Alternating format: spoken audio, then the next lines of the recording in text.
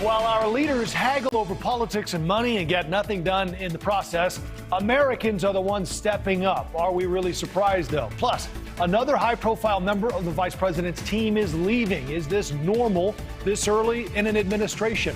And 'tis the season for packages on the front porch and so-called porch pirates coming to steal them. You won't believe how many boxes are taken from our front steps. The staggering numbers. And what do we do about it? Two experts will join us to talk about that. Great to have you with us live from our Chicago studios. The Donlon Report starts right now.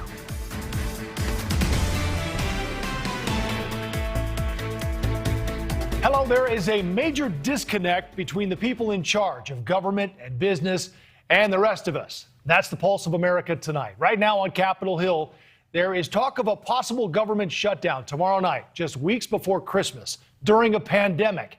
Now, the House, just a short time ago, did pass a bill to avert the shutdown. The big question remains, though, in the Senate and what happens there. Right now, across the country, baseball is shut down. Billionaire owners have locked out millionaire players over money. Again, just weeks before Christmas during a pandemic. Government's supposed to represent our interests and get things done. Baseball is supposed to entertain us and provide a summer escape. So is leadership in both cases either out of touch with the rest of us, or worse, do they just not care? Maybe this is why younger Americans are losing faith in democracy. 52% of people between the ages of 18 and 29 say they believe our democracy is either in trouble or has failed completely. Now, whether you agree with them, can you really blame them when we see our leaders in Congress heading toward a possible shutdown while the rest of America deals with paying more for gas, food, and Christmas gifts if you can find them? That's something the president talked about yesterday. Now, I can't promise that every person will get every gift they want on time. Only Santa Claus can keep that promise. But we're heading into a holiday season in very strong shape. So strong shape or not, a recent Gallup poll says 45% of households report some kind of financial hardship due to rising prices. 10% say it's a severe hardship. Yet Congress and baseball seem to be focused on their own self-interest. At least Americans have our priorities straight. Check this out. We found it today. I thought we'd share it. Giving Tuesday, 2 days ago, saw a record amount of money, $2.7 billion in one day in charitable donations. 35 million American adults gave something to those in need because Americans see what's happening to each other and they respond unselfishly. They get things done. So why can't our leaders?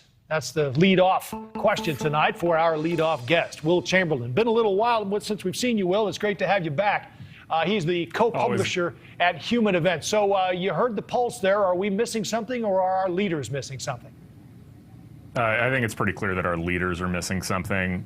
I mean, you can just get, the moment you get out of the cities, you start to notice that businesses aren't functioning the way they should be. Like, hours are way down. There's help wanted signs everywhere. You go to a Waffle House, they're closed, or they're late at night, or they're facing something. I mean, and supply chain issues all over the place. And so I think the administration's pretending that just because jobs are higher than they were in the middle of the pandemic, at the very beginning of it, that somehow the economy's good right now. And I think most Americans realize, no, it's actually not really good. Inflation is killing us.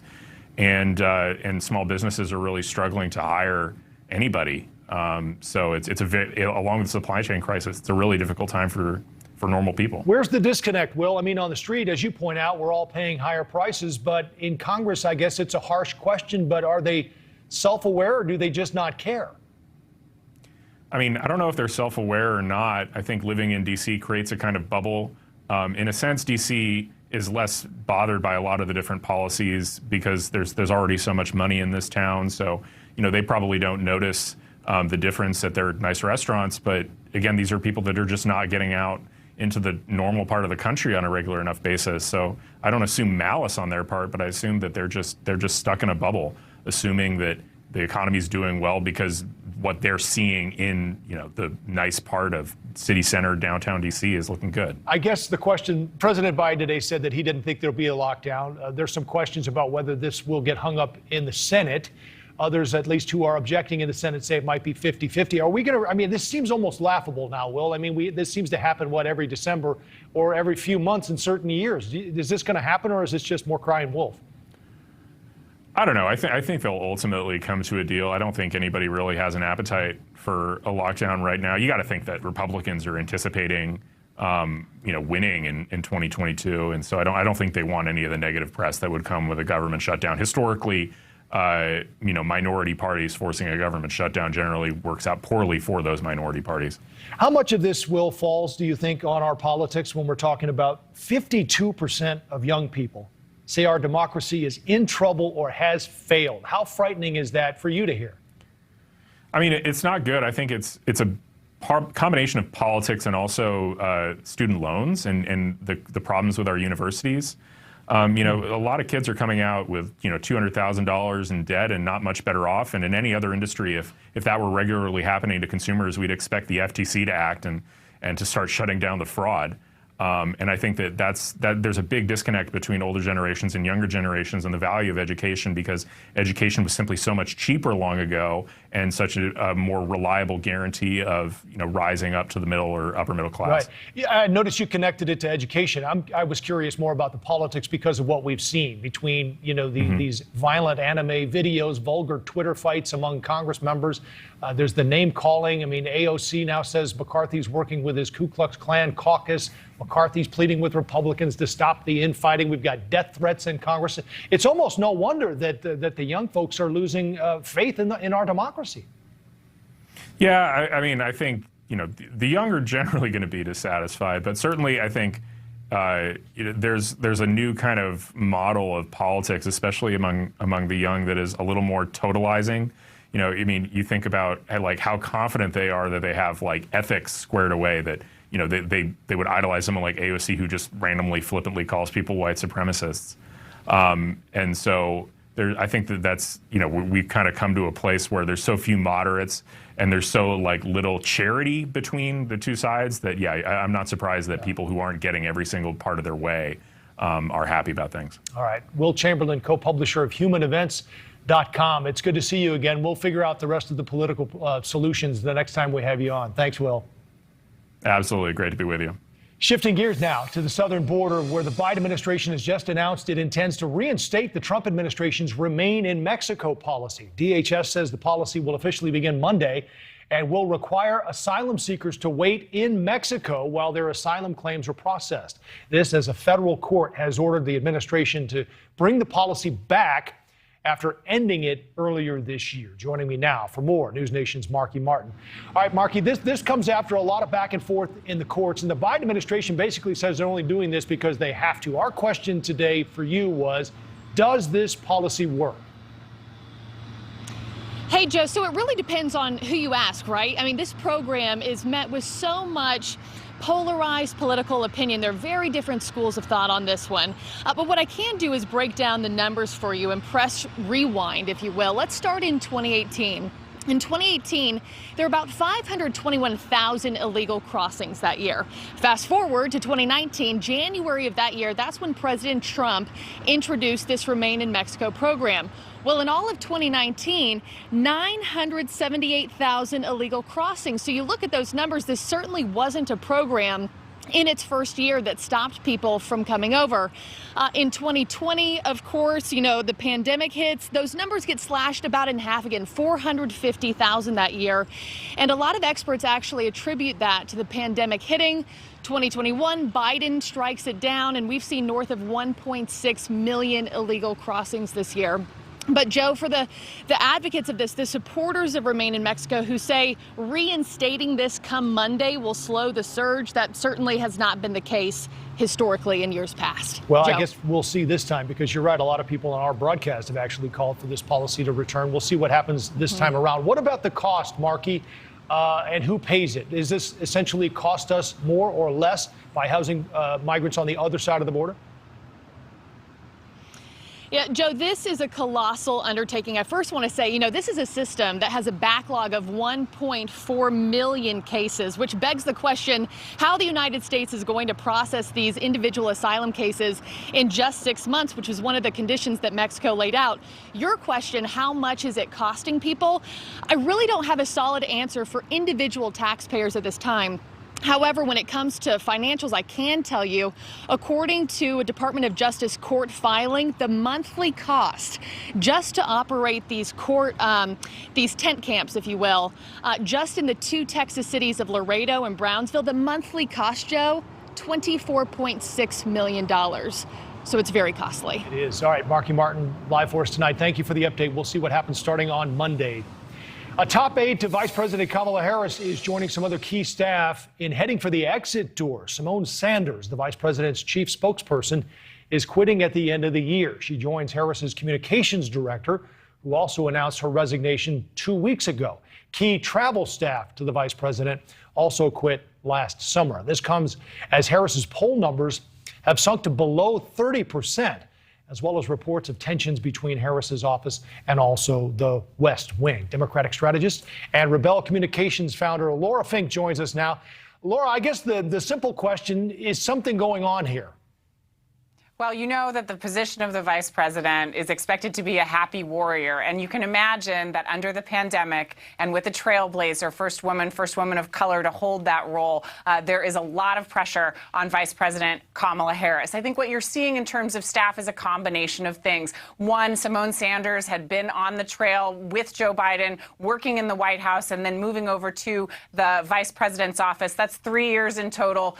She did give the nod that she was going to be moving on, and she also didn't ascend into the role, higher role within the president's structure. She wasn't going to become the press secretary in the next little while. So all of these things sort of combine. But I think what you were asking is an interesting question, and that is, why is the office of the vice president, one, a subject of such focus, and two, why is it, why is the vice president seem to be struggling in the polls? Mm-hmm. And I think the answer to that is complicated. I think it's tough. I think a lot of women, it's much similar to with corporate CEOs. They often ascend to positions of power during times of crisis and during times of trouble. Now, that wasn't true of Kamala Harris, but it is true that the issues on her desk are all the most controversial in the Biden administration. All right, here's a little bit about this situation that the vice president addressed herself today. I love Simone, and I can't wait to see what she will do next. And I know that it's been it's been 3 years of a lot of jumping on and off planes and going around the country, and she works very hard, and I can't wait to see what she'll do next. And I mean that sincerely. So the vice president is known for her tells, Laura, and I wonder, and I mean that sincerely at the end, that seemed a little strange to me. I mean, if she meant it, you would have just trusted what she said at first, but not added that. I guess my question is, are these folks, do you think, heading for the exits, or are they maybe being blamed for some of her low poll numbers? Well, I don't think that it's that simple. I think that it tends to be complicated. I've worked on political staffs. I've hired people for political staffs, and it's always a real challenge to find that chemistry. She had it with Simone Sanders for quite some time, and sometimes it's really just about circumstances. But I think that bigger picture issue is, why is Kamala Harris unpopular? I think she's got a pretty Herculean challenge being a trailblazer in office and also taking on, we were just talking about the humanitarian crisis at the border. Kamala Harris has been tasked with that. She's been tasked with the voting rights legislation, which it was destined essentially to be blocked in the Senate. Also a tough road to carry, and recently was sent over to France to sort of patch over the tough diplomatic situation there. So it's hard to be the happy warrior when you have some of the toughest issues on your plate. We hear, Laura, quickly, I want to get you on this. We're up against the clock, though, that there was, friction and tension between the vice president and the Oval Office. I'm wondering if you think she was the presumptive nominee for 24, I think, just sort of, we all thought. Is that still the case, do you think? Well, I think President Biden has said that he is running again in 24, so I think you're talking about 28. I absolutely believe that. Really? And I think, do you don't? I don't. No, he'd be, what would he be, 82, 83? Well, Reagan, I believe, served at that age, and so I think that certainly to any question is really speculative at this point. But he said that he's running, and it seems that he will. So I think that's a little bit premature at this point. mean, I don't doubt that. It is early, but it's fun to talk about. It is. Yeah, Laura Fink, Democratic strategist, founder of Rebel Communications. Great to have you. Thank you. Thanks so much. Take a look at this amazing video of an officer nearly hit by a speeding car during a traffic stop. We're going to get into the dangers of policing and the troubling trend of officers shot in the line of duty. Plus, the White House weighs in on what's causing the rash of smash and grab robberies across the country. Is it a pandemic? Don't forget, you can follow us on social media at the Donlon Report on Twitter.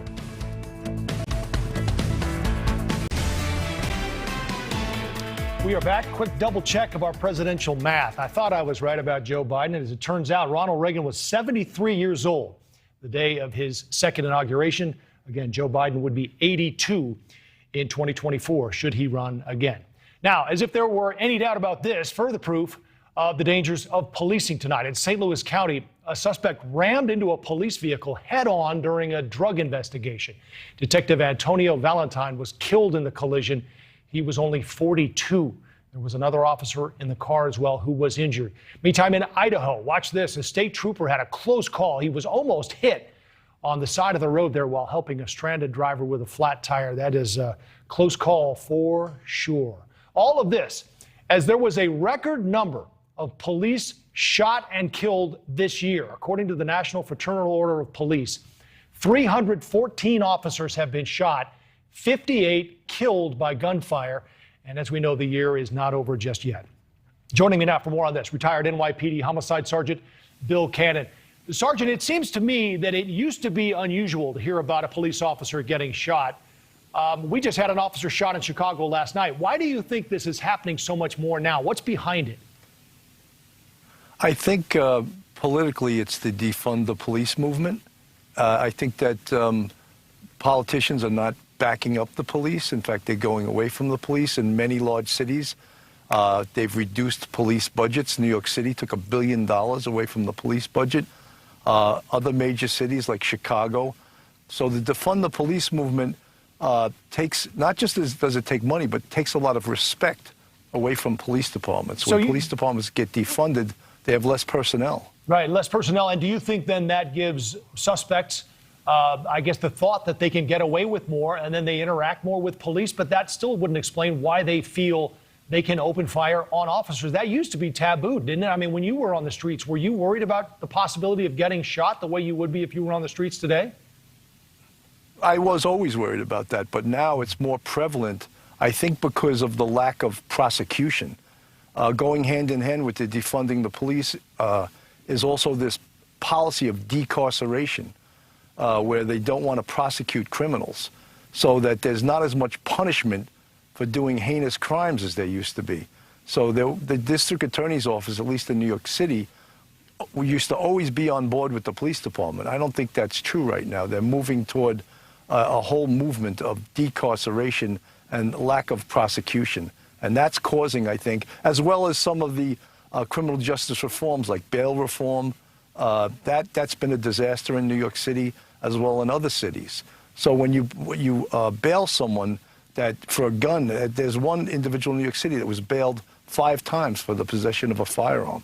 That makes it much more dangerous for police on the street. Yeah. Do you think this also has something to do with why so many officers are resigning or retiring? To your point, I know a number of cities are down hundreds. I don't know what the number is in New York. It might even be 1,000 or more, correct, who have either resigned or retired. How much of this do you think plays into that? I think a lot of it plays into it. In New York City, they had that ridiculous law passed by the city council, the diaphragm law, where when police officers made an arrest, they were precluded from putting their knee in the suspect's back to get him handcuffed. And if they did do that, it was considered an A misdemeanor. Like, ridiculous. Whoever made that law obviously has no idea about policing and never consulted police experts in the effect that would have. So when the police aren't backed up, they choose either to retire or go to cities. Florida has been offering New York City police officers and police officers from other jurisdictions a $5,000 bonus to come down there, where they're supported by the government as well as the population. Let's listen for a minute to White House Press Secretary Jen Psaki today. She talked about the increase in crime, and we'll get your comment right after it. So when a huge group of criminals organizes themselves and they want to go loot a store, a CVS, a Nordstrom, a Home Depot, until the shelves are clean, you think that's because of the pandemic? I think a root cause in a lot of communities is the pandemic, yes. So, Sergeant, this might go to all the smash and grabs we are seeing. It does seem like it's a crime of opportunity. I don't know if it's due to the pandemic, but these thieves certainly know they're in and out, and it's hard to catch them. You know, Joe, that's ridiculous that it's due to the pandemic. This is obviously organized. Groups of people are showing up at malls in vehicles, and they're going in and doing these smash and grabs, and it goes back to the unwillingness to prosecute a property crime. So as a result, you're going to lose these stores. Stores like these high-end stores are going to move out of these neighborhoods that refuse to prosecute these criminals that are organized and coming in and stealing large amounts of high-end property.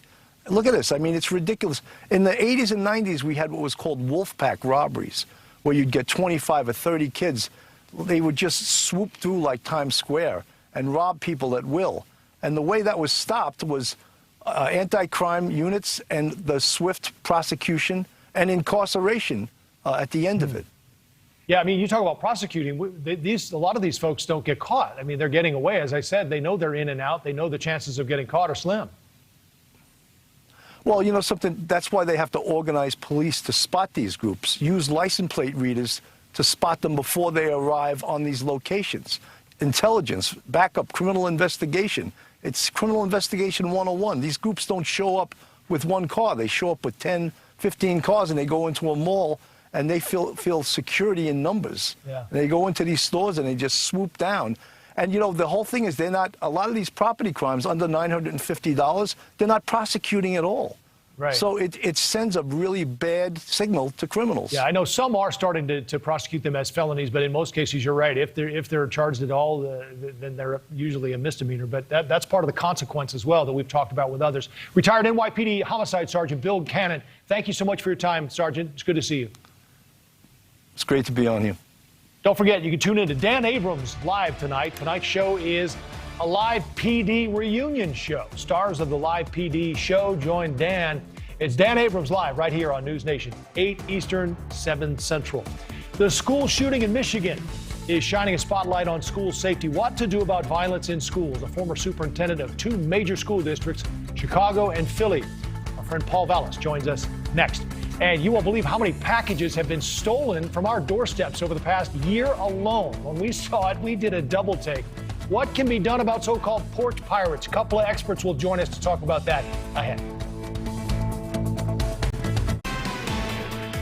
Shootings, fights, violence is a serious problem in our schools these days. A tragic shooting earlier this week reminded us of the dangers of simply sending our kids to school. 4 students were killed, even more injured at a high school in Michigan. Certainly difficult to see those pictures. Today, several school districts across the Detroit metro area are closed due to a number of reported violent threats circulating online. For more on that, let's bring in NewsNation's Kelly Beeson. Kelly?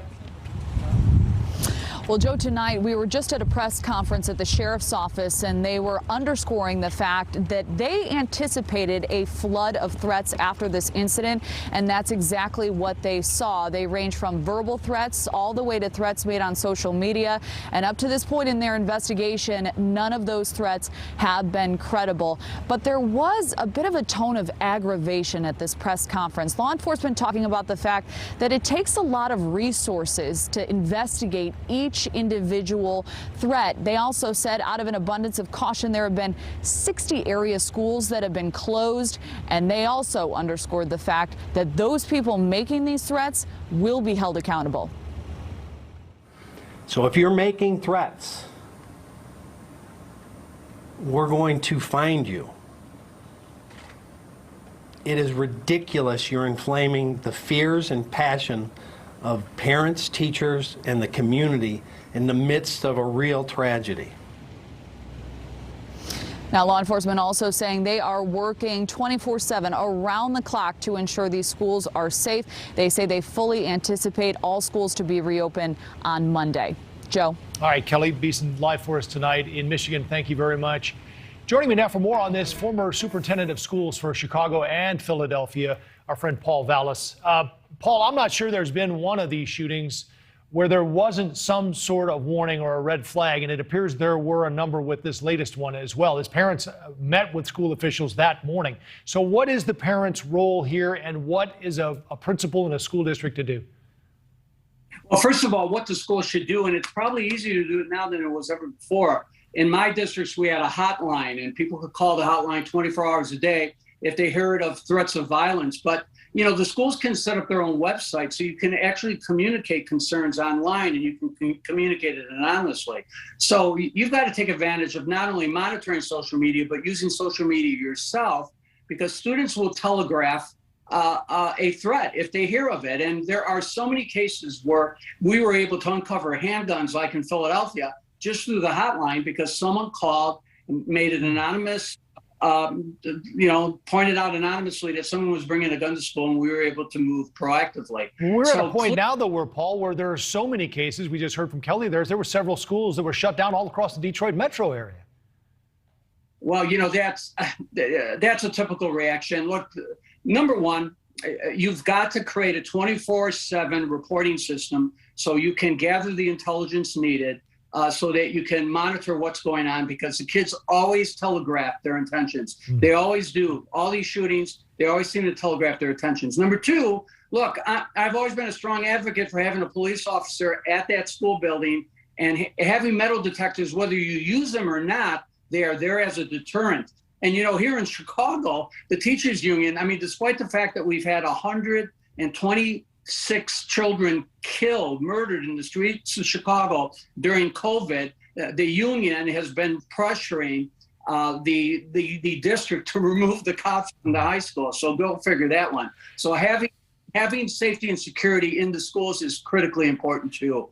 And then making people understand that there's going to be consequences, and obviously for using a gun, but there's going to be consequences for being in possession of a gun. And you know, in Cook County, we're just releasing individuals who are arrested and charged with felony. They're not even charging these individuals, particularly juveniles. They're just being sent back home. They're lax when it comes to gun violators. Paul, let's get you on another topic. Michael Bloomberg wrote an op-ed that the public education system is handing students diplomas that say more about their attendance record than their academic achievement. Other nations, he said, are rising to the challenge. We are moving backward. Do you agree with him? Absolutely. And since COVID, we're moving backward at an accelerated pace. Look, you've got some of the unions pushing for 4-day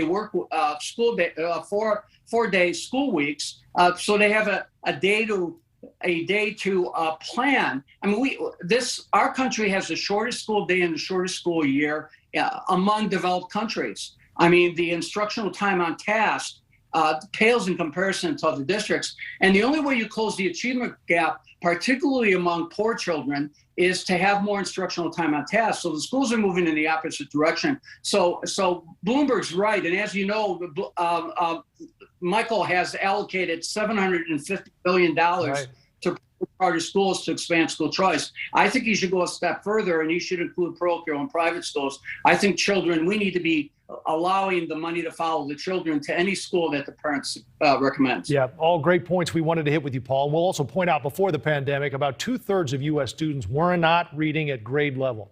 So I can only wonder how bad that's gotten since the pandemic ended, not to mention math. Paul Vallas, it's always great to have your voice. Thanks for the time. Thanks for having me. You've got a special delivery, or do you? Maybe you had a special delivery. Check this out. According to a study by SafeWise Home Security, in the past 12 months, around 210 million packages have disappeared from porches across the country. Those who are taking them, known as porch pirates. The phenomenon getting more common as we shop more online, especially during the pandemic. The packages often sit there for the taking. Sterling Morris helps consumers stop porch pirates. He heads up PreventPackageTheft.com. And Dr. Ben Stickle works with SafeWise, the group that conducted that package theft study. So, Doc, let's start with you. 210 million packages. Did that number, you did the research, did that number surprise you? Yeah, it's a huge number and definitely a growing issue. I've been talking with some other researchers, and probably the single most likelihood of being a victim of a crime in this country right now today is being a victim of package theft. So, Sterling, let's get you in on this. Your website is called preventpacagetheft.com. I'm guessing you have your work cut out for you. Yeah, the bad news is that this is probably here to stay. The good news is we believe package theft is largely preventable. How so? There are a number of things that you can do, but essentially from the point a package leaves a delivery facility to the point it gets it to your home, it's at most risk for being stolen right from your doorstep. So if you can prevent your package from sitting on your doorstep unsecured and unattended, you can prevent package theft, and there are a number of things you can do to do just that. Was there anything else you found, Doctor, in your research that might indicate how we can stop this or at least cut down? Because we used to think that the Ring doorbells would help, but now, as you can see, they still go right up to the door. There are a lot of them ring the doorbell, and then I guess some of them are smudging mud on it so they can't see them. But that hasn't really cut down on this, has it? It doesn't appear to be. I think, again, the greatest thing you can do is make sure you get your packages away from the roadway. If they can be hidden behind a column or something like that on your porch, or placed inside of a secure delivery device, anything to get the package out of sight and further distance from the roadway seems to be something that cuts down on the instances of package theft. Sterling, when people contact your website, what do they say most about how this happens? I mean, are they seeing them on the Ring doorbell and there's not much they can do? Are they telling them, hey, I can see you, drop it? Yeah, we see just countless videos of this happening, and with Dr. Stickles' data, that amounts to about 500,000 package thefts today, every single day in the U.S. And it can happen in daylight. There's not really a certain pattern to it, but one thing that you can do is include delivery instructions for the delivery professional, and tell them where to put it so it's out of view until you can bring it inside. Yeah, I guess you can also drop it off at like these Amazon drop-off lockers, or you can perhaps leave it at the post office and you have to go get it there if you're worried about this and if it's happening in your neighborhood. Doctor, this has, I guess, become really a matter of convenience for us, and we've come to expect it. And especially now with the holidays, we know these numbers are probably going to only get worse over the next few weeks. Absolutely. Convenience is a huge key. I mean, that's why many of us shop online, is for the convenience of it. And we want the package delivered to our house, and we want it to be here whenever we get home or whenever it arrives. And so convenience is certainly an issue. So anything that can solve that problem and bridge the gap between convenience of getting the package at your house and making sure it's delivered secure is primarily what we're looking for. Because we know that's what people want. Yeah. Sterling, how's your success rate with the website? I mean, we're seeing all this video. Are people getting caught in the end?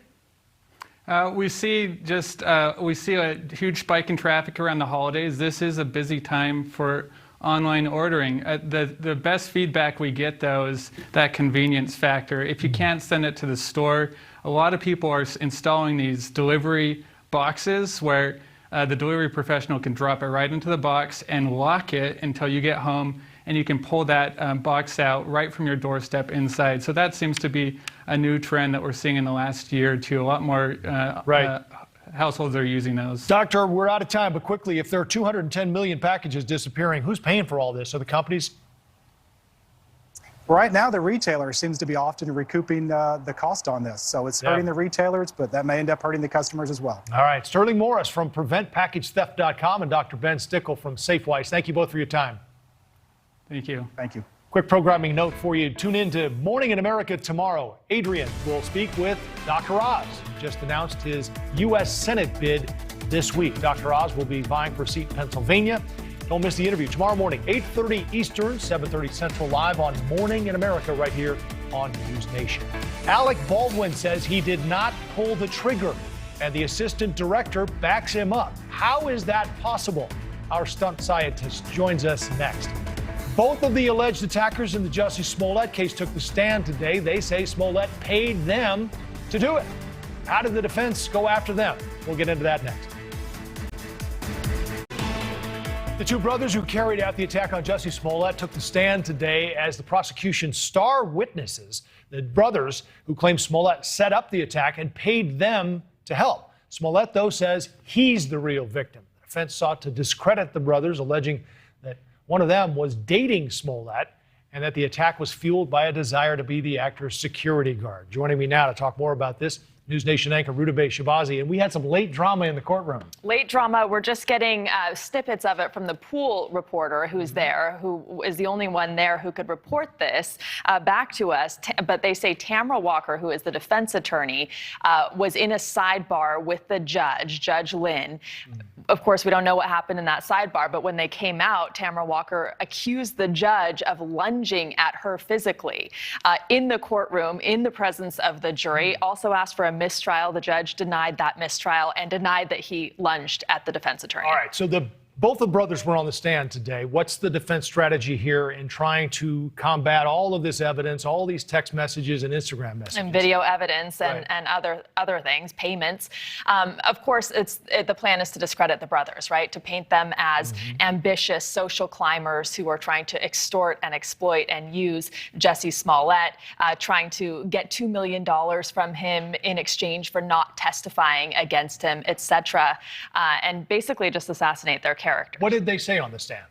They basically said what they've been maintaining from the beginning. You know, they said that they were paid this $3,500 not for nutritional supplements and training, as Jussie Smollett insists the payment was for, but rather to carry out this attack. They said that they, one of them was an aspiring actor. He was a stand-in on Empire. He was ambitious. He felt like he owed Jussie Smollett for, giving him gigs, owed him a favor. And so he agreed to do this, but they never thought the police would be involved. They thought this was kind of a social media ploy to get attention for Smollett. All right, the question remains, will Jussie Smollett take the stand? And I guess we will see as the case unfolds. I'm going to guess no. I'm going to guess no as well. Thanks for the update. Now this.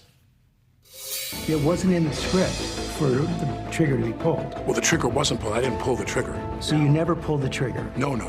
I would never point a gun at anyone and pull a trigger at them, never. What did you think happened? How did a real bullet get on that set? I have no idea.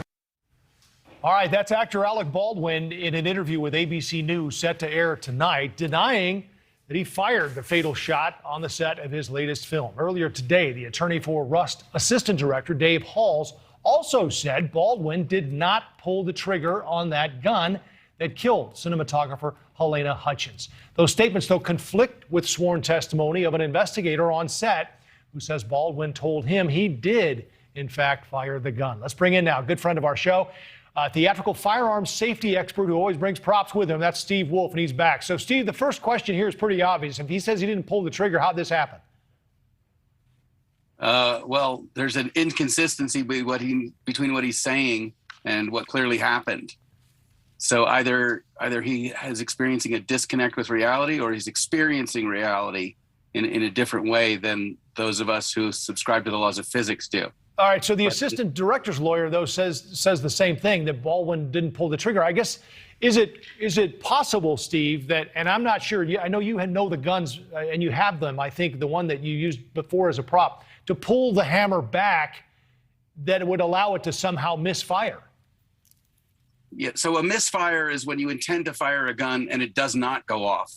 So what we're dealing with here is not a misfire, but an accidental discharge. Okay. But you can't accidentally hear 3 clicks to cock the gun. That's not an accident. You don't cock a gun by accident. And you don't apply pressure to the trigger by accident. Those are deliberate acts. Now, whether you meant to do them or not, these single action guns are known to have, very, very light triggers, and that's to their benefit. That's to make sure that when you go to fire it, you don't have to move the gun very much and misalign your sights. So that's intentional. But if you have your finger on the trigger, now I want you to tell me, did I press the trigger or not? I can't tell. Your finger's on the trigger, which could have allowed it to from fire, 20 right? feet away on the other side of the camera. Uh-huh. In fact, because if I keep the hammer back, are you able to see that okay? Yeah. So I'm holding the hammer back. Now, if I do pull the trigger, then when I release the hammer, it'll fall. All right. If I don't pull the trigger, when I release the hammer, it won't. Wow. All right, so here, you're watching my finger very closely, my trigger finger. Ready? Did I pull the trigger? No. Actually, I did. Well, this is why I'm not an armorer on the set Right. of a movie. So if you watch my trigger finger, so don't be distracted by Okay, that's what I was looking at, the hammer, spur. yeah. Just watch my finger, So it has to be pulled. That's the bottom line, Steve, right? The trigger has to be pulled. Yeah, that's right. The trigger has to be moved. Yeah. The thing is, it only has to be moved about a millimeter. So whether Dave Halls could look across a busy room full of lights and cameras and tell us whether Alec Baldwin moved his finger a millimeter, there's no credibility in my mind to a witness statement like that. All right, Steve Wolf, thanks again for the time and the demonstration. We appreciate it. Absolutely. Thanks so much. You bet. On Balance with Leland Bitter starts at the top of the hour. What do you have? That was a great segment. Big drama in Washington. Everyone's talking about the government shutdown. Looks like that's going to get handled. Who cares? The big drama is we finally have a couple of senators standing up to China. Marco Rubio is saying that he's not going to allow the National Defense Authorization Bill without an amendment that starts talking about China's genocide. It's amazing the people who are trying to protect them. All right, we'll see you with that at the top of the hour, Leland. Thanks. All right, time to keep score. Tonight's segment, we're going to tell you about a lot more of us who were a little bit worried last Friday when we turned on the TV after Thanksgiving. Headlines and alerts showed us the stock market's down across the board due to the new Omicron virus, fears and travel restrictions as well. The losses continued this week, but alas, today the Dow Jones gained more than 1.8%. Dow still up nearly 14% this year. Let's hope the Santa rally holds true to its name. Thank you for watching. Click the red subscribe button below so you can get more of NewsNation's fact-driven, unbiased coverage.